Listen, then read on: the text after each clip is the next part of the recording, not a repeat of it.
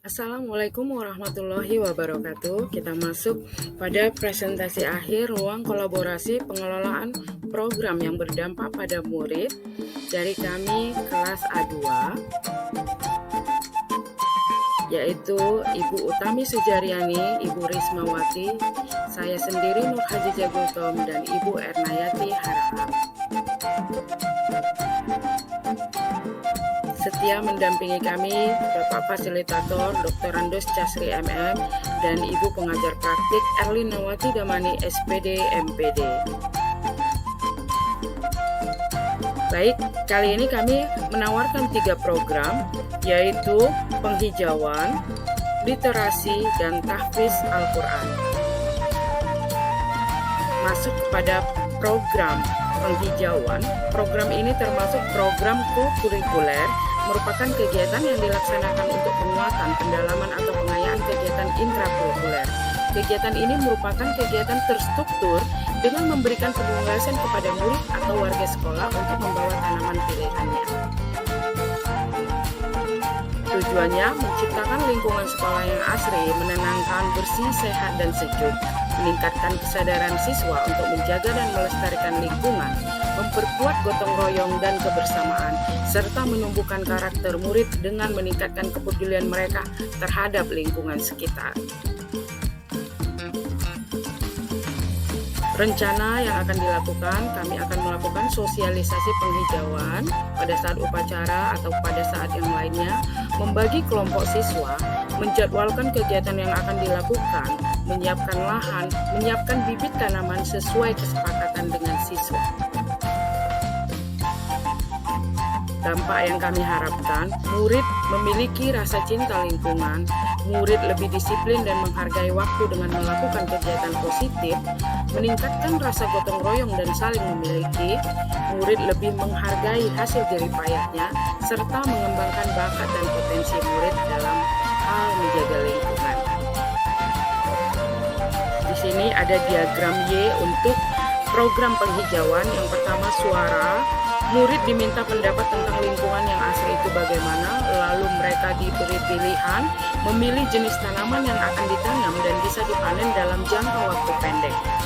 Lalu kepemilikan, menanamkan pada murid bahwa apa yang mereka tanam itu adalah milik kita dan untuk kita. Masuk pada program yang kedua, yaitu literasi. Tujuannya yaitu menciptakan dan mengembangkan budi pekerti yang baik, menciptakan budaya membaca di sekolah dan masyarakat, meningkatkan pengetahuan dengan membaca berbagai macam informasi yang bermanfaat, meningkatkan pemahaman warga sekolah terhadap suatu bacaan, serta memperkuat nilai kepribadian warga sekolah. Rencana yang akan dilakukan tentu saja melakukan sosialisasi di setiap kegiatan upacara bendera, lalu integrasi budaya literasi dalam pembelajaran RPP, di mana guru memberikan kesempatan murid untuk membaca buku non-pelajaran selama 15 menit sebelum proses belajar dimulai, menjadwalkan kunjungan murid ke perpustakaan, museum, atau tempat yang menjadi aset sekolah dan wajib mereview apa yang mereka dapatkan. Lalu pemberdayaan majalah dinding sekolah dan media sosial sekolah untuk memajang hasil karya literasi murid. Dampak yang diharapkan pada murid akan memiliki budi pekerti dan karakter yang baik, murid lebih disiplin dan menghargai waktu, peningkatan minat baca dan hasil belajar murid, peningkatan kemampuan murid dalam menangkap makna dan mendeskripsikan suatu informasi yang dibaca, murid lebih mudah untuk fokus meningkatkan daya nalar dalam menyelesaikan masalah, bakat dan potensi murid juga akan berkembang. Di sini ada diagram Y untuk literasi. Siswa suaranya itu meminta pendapat murid di mana tempat yang ingin dikunjungi, meminta murid juga berpendapat apa isi buku yang dibaca, serta meminta pendapat murid tentang bentuk mading yang akan dibuat untuk memajang hasil karya mereka. Lalu pada pilihannya, murid diberi beberapa pilihan tempat-tempat yang akan dikunjungi, kebebasan mereka untuk menentukan buku apa saja yang ingin mereka baca, lalu murid diberi kebebasan juga mendeskripsikan buku yang mereka baca dalam bentuk apapun, bisa puisi, gambar, dan lain sebagainya. Untuk kepemilikan, menanamkan kepada murid bahwa murid yang berbudaya positif salah satunya adalah murid yang memiliki kegemaran membaca dan memiliki budi pekerti serta karakter yang baik. Melalui kegiatan literasi, mereka dapat memajang karya mereka di majalah dinding sekolah atau sosial media sekolah dari kita, untuk kita, dan oleh kita. Masuk pada program yang ketiga, yaitu kegiatan tahfiz Al-Quran, di mana tujuannya adalah mencintai Al-Quran, memahami isi kandungan Al-Quran, menciptakan generasi yang lebih dekat dengan Al-Quran dan bernuansa Islami, menciptakan generasi yang teliti akan bacaan Al-Quran.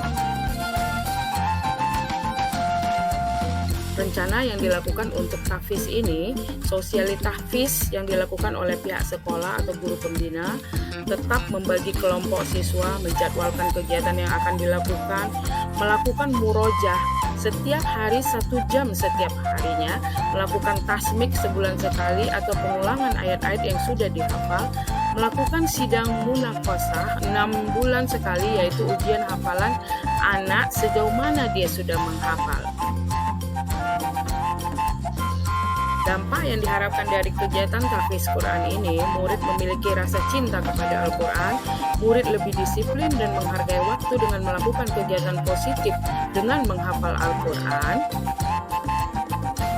Dan di sini kami tampilkan diagram Y dari tahfiznya, yaitu di mana ada suara meminta pendapat murid surah apa yang akan dihafalnya, lalu memberikan pilihan, murid diberi kebebasan untuk surat yang akan dihafalnya, dan rasa kepemilikan menanamkan kepada murid bahwa murid yang berbudaya positif salah satunya adalah murid yang menggunakan waktunya untuk membaca dan menghafal Al-Quran.